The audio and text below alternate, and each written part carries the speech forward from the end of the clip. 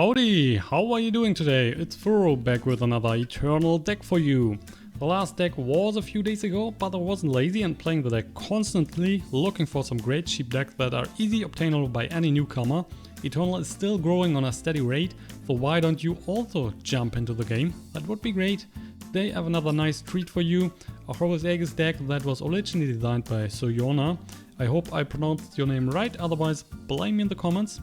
Anyway, the deck is containing 0 legendaries and only a bunch of rares, so I would say that it's definitely a deck for you to pick up directly from the start, especially when you consider that the strategy behind this one is kinda simple. In general, you will try to float the board with your mean little flying stuff that is protected by spells, so hard to deal by your opponent. With buff cards like the Tinker Apprentice here, that will give a unit or a weapon in your hand +1/+1, or the Crownwatch Cavalry, that will give one of your units cavalry's attack and health. With that, you can increase the power of the flyers, giving you a constant flow of extra damage. To spice things up, we are also playing the Paladin Oathbook, a relic that will increase the stats of a unit if you're only attacking with a single one. As expected, the biggest threat to your deck will be the Sandstorm Titan, and that's why we have the Vanquish alongside the Polymorph in the deck, plus the Waykeeper Enforcer that will also is another tool against the card as well. Like always, I will give you an importable deck list in the video description, so check that out if you want to play the deck. For now, let's play a few rounds with it, seeing the deck in action and have a look at the power. I'm currently in the middle of the gold division, maybe finally feeling the need to grind. Only time will tell, so let's head now into some games. So we're gonna start here, and we only have one power card. So that is definitely not good. We need to redraw. We got 2 power cards. That's also not very good. Oh, that's great. So we play the banner here. That one's depleted right now, but we are not able to play anything anyway, so we should be fine by that. We definitely need to find a power card. There is one. That is also depleted at the moment. So, if we play the Diplomatic Seal, we could play the Crownwatch Paladin, but right now we won't be able to play another unit on the next turn because the Seat of Order will be depleted if we're not drawing a sigil. If we're drawing a sigil, then we can play that anyway, so it doesn't really matter. Let's pick up the Justice here. And let's play the Crownwatch Paladin. Also makes sense to play that with my avatar here, for sure. Our opponent is playing mono red maybe. Double torch. Oh, that's expensive. Not sure if I like that. Yeah, we got another Seat of Order. So unfortunately that will be depleted. Can't play anything else right now. If he's playing with the Mono Fire deck, he's going for Rakano. Mono Fire deck would have been great because the Aegis here, the spell protection is pretty good. Another Seat of Order. Why are we only drawing Seat of Orders? That's insane. Anyway, definitely going for the... Pick up this one. That will give us more lifesteal in the long run. Maybe we can find the relic. And then buffing that. Finest hour. Oh, he's getting rid of our spell protection. We have another torch, another one, oh, 3 for the early game with over 60 cards left in the deck. Yeah, let's play another Seat of Order. We have the Crownwatch Cavalry, so we can just buff the Silverwing Familiar. That's why we are playing this one instead of the 2/2. Definitely like the extra lifesteal. And apparently he has some problems with the flyers. Otherwise he wouldn't have played all the torches here on this one. That's a small little Warcry unit, right now at 3/3. We have a Polymorph, so it's not a problem. And we could just drop the Polymorph right away, keeping the Crownwatch Cavalry for one more turn. Then we can also play the Thunderbird alongside. But there is also the chance to just wait one more turn and see what he is doing here. Maybe polymorphing the new unit. That would also be an option. But I guess... efficient wise, it would be better to just drop this one now. Yeah, let's go. We're doing that. So one in the face, healing back. Let's play the Polymorph here. And we're also playing another flyer, the Thunderbird. So we're denying the Warcry here. Oh, you got another one. Got another one. Okay, because we have the finest hour now, we can just go for the face. And the deserter, if he's attacking, will just do the finest hour on the Crownwatch cavalry. And then he will be a 5-5, killing the 3-3. Already played so many torches, so... Oh, Hammer of Might. He's up to 6-6. That's a bit too much at the moment. So he's getting Warcry 4. That means the next card will be pretty huge. Pushing 6 damage here. We're healing back 3 every turn. So right now we should be fine. We have no chance to block that, so we'll just attack with everything we have. I mean, we could block if we just use the finest hour here on the Silverwing familiar. But right now we are pushing more damage than he can deal. That's why he's at 12. We're still at 26.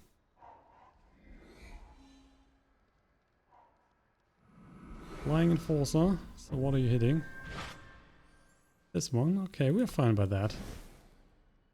Can still just attack here. And if he's gonna block, we will just do the finest hour. No problem there.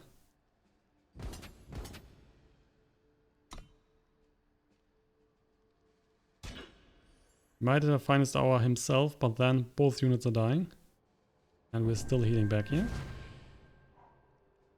Nope, that one is down. He's down to 10. The Crownwatch Paladin is coming. So the game might be over in 2 turns. Champion of Glory, that's a nice unit. Yeah, he's attacking with the frog. We don't care for that. Let's just block. He's out of mana, so nothing for him to be played. Oh yeah, that's even better. Hammer of Might. We're now stealing for 6. We're pushing 8 damage here in the face. He's down to 2. We are up to 38 life. And the next unit has 3 extra points of stats on it. Ooh, piercing shot. Yeah, but you're still going down. No chance for the Rakano. Ah, we don't care for the damage here in the face. You can do that. No need to block.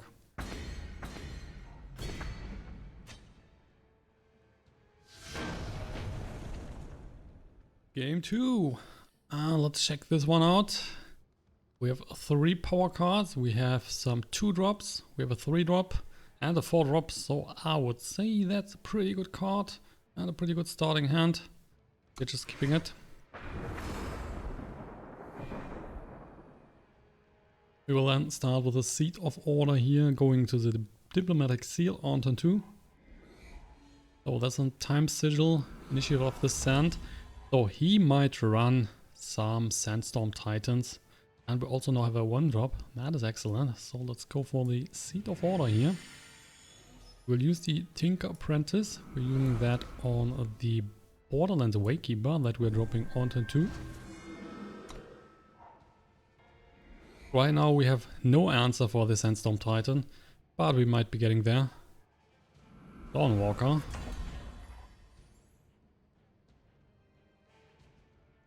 Problematic. Problematic indeed.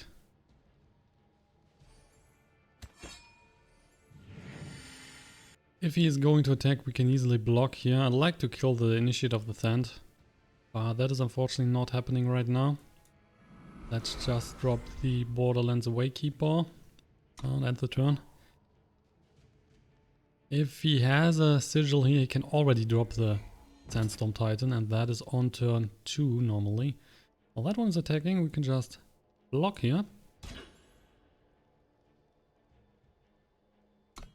So there might be... No, there's not. He just wanted to attack. Interesting. So, Amber Acolyte. We got the Paladin Oathbook. We're definitely dropping the Primal Sigil here. With the Oathbook, if we're dropping that right now, we're missing out on, for example, the Thunderbird, which we would otherwise play. But we make sure that the Borderlands Waykeeper is getting buffed, which might be helpful in the end, in the next couple of turns. Especially if he's dropping a Sandstorm Titan anytime soon. So, Borderlands Waykeeper up to 3-5. could go into the flying mechanism next turn if we get one more sigil. And then he would be at 4-5 and getting buffed by the Paladin Oathbook to 5-5. Well, that's already pretty good. He might be playing a mono deck. Mono time deck. Tingnan Obelisk. All his units are getting buffed. So that's 5 in the face. There is a Primal Sigil. So that would allow us to either play the effect here. But right now that is not... There is no need to play that. We will just go for the Hammer of Might. Having a 6-8 here. That is hitting the face. Warcry 3. So he's up to 7-9 now. And because of the spell protection here and the effect protection, that's pretty good.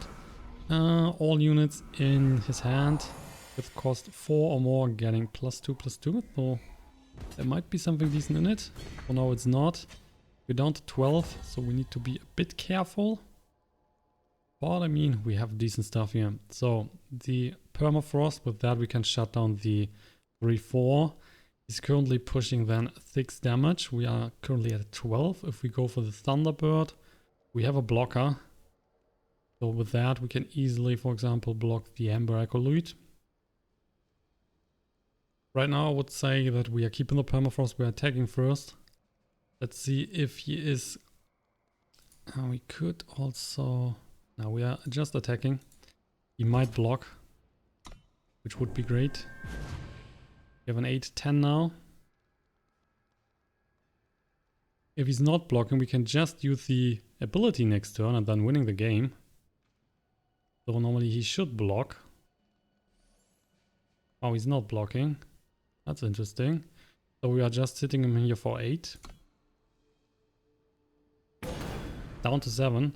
And when we use the ability next turn, we have enough to kill him then. Definitely dropping the Thunderbird, and we're also using the Permafrost here to get rid of the 3-4. So he's only able to attack with 6 damage right now. And we can block one of those attacks. Oh, another concede. Okay, can't handle that. So we're going for a third game, which will also be the last game for today. Let's see, the starting hand is not that bad. I have not a 1-drop, but we have the Borderlands Waykeeper here again.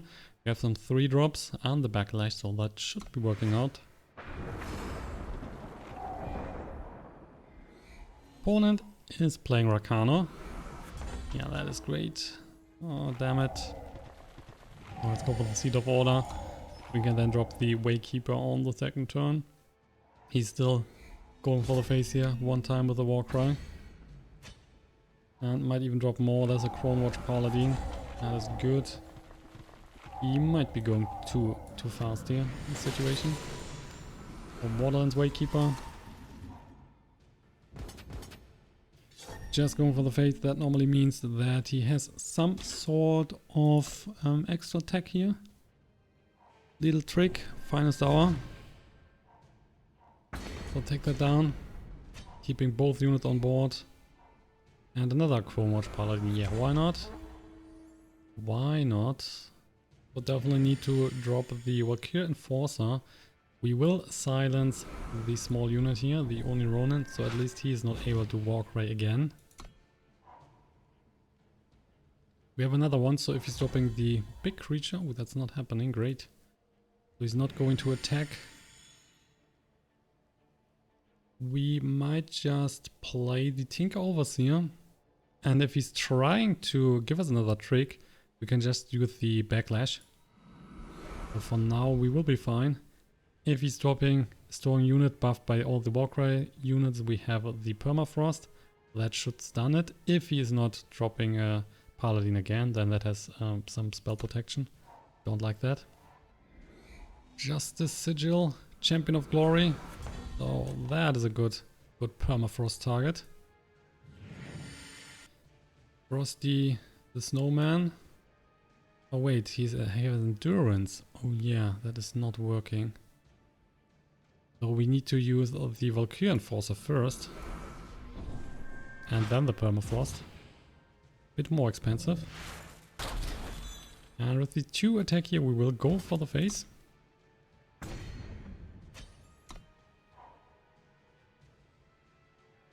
Apparently, he wasn't able to use any kind of trick. There's a conceit.